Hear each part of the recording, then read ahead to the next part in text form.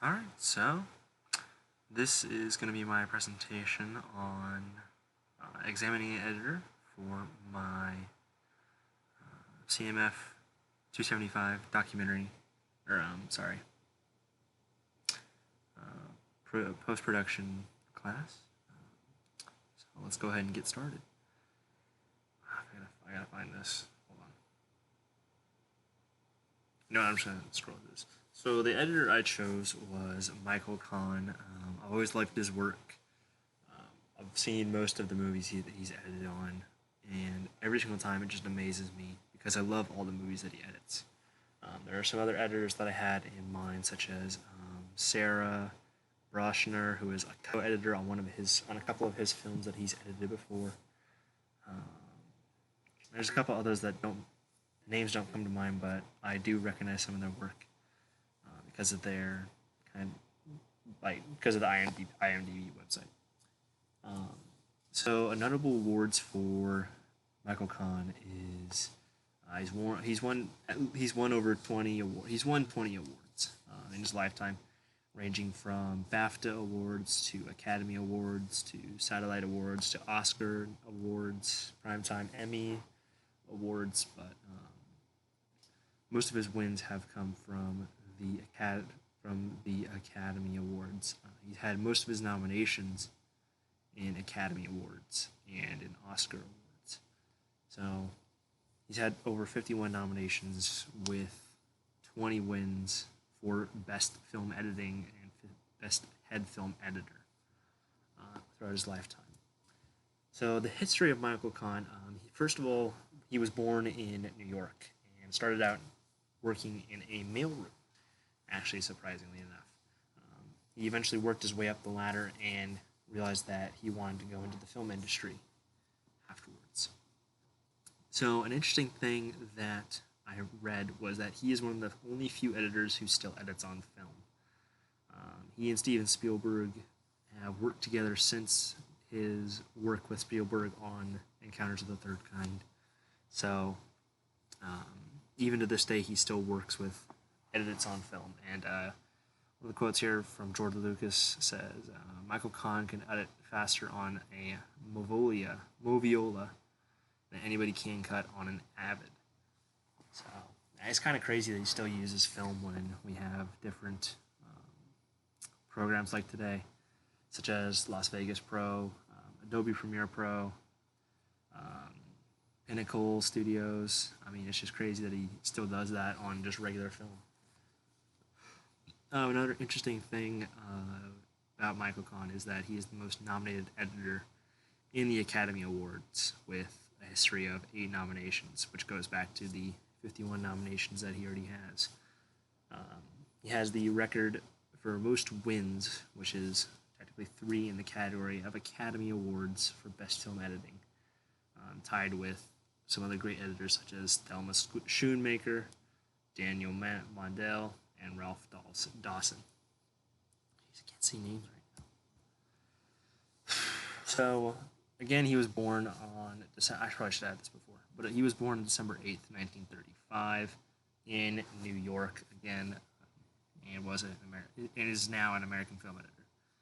He has edited for TV shows and series in the past, but has since moved away to the Hollywood industry and film industry. So, yeah. So, Steven Spielberg and him have been working together for more than 30 years now. And again, it all went back to that first movie that they were both worked on, which was Encounters of the Third Kind, which really started their bond and really helped them grow as a pair.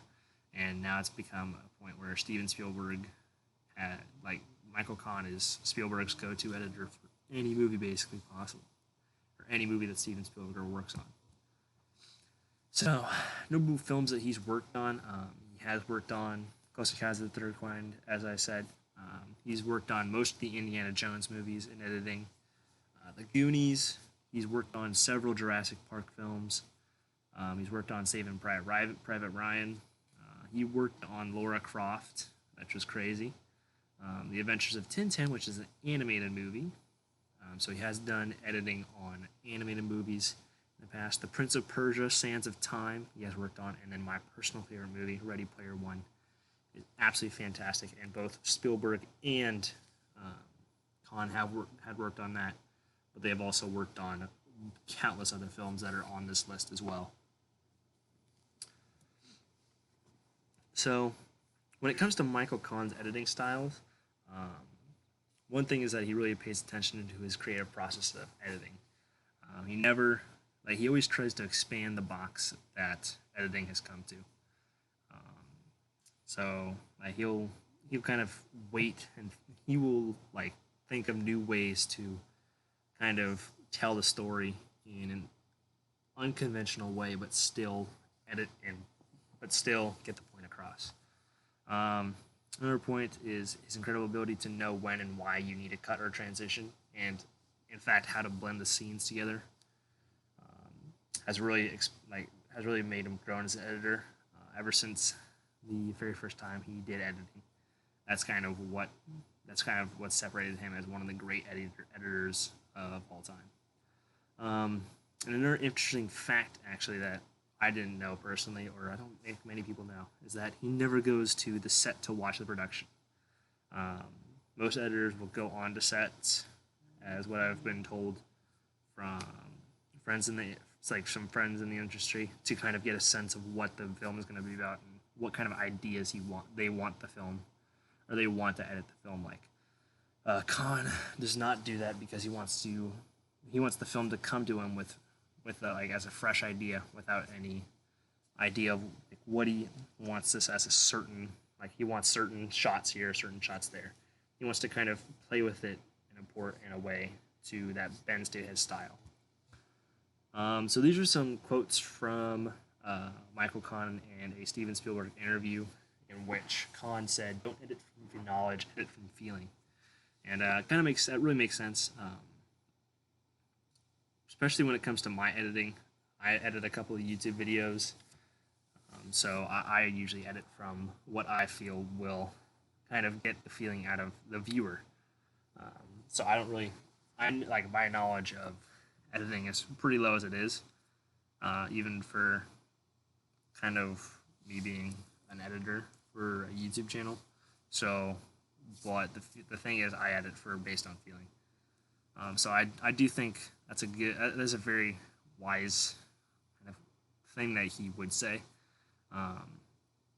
Another thing is, if you never make changes to a cut, you will never get to the best cut. Editing is kind of like cinematography in the way that it really depends on, you really have to kind of find different ways to get a certain shot.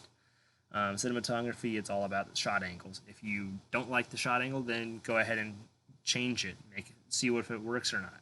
Make maybe this low camera angle work instead of like an eye-line camera angle. It's the same thing with editing.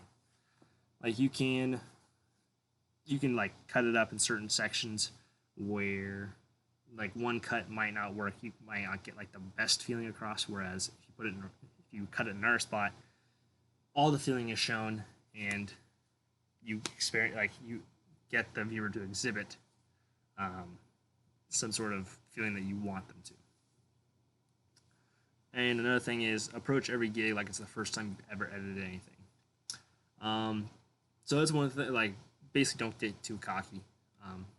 You always want to stay humble as an editor, and really be able to focus on what your job is. If you can focus on what your job is, then you will be able to do well in this. And then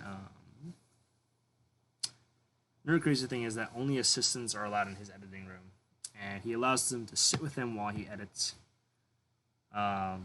which makes sense, kind of, because then he's kind of teaching them, so he's kind of passing on his traditions or his style of editing to those people who he allows in the editing room with him. So, like, most editors will have directors, cinematographers on in the editing room, whereas he does not allow any of those guys in the room. He knows what he is doing, and Spielberg trusts him with that.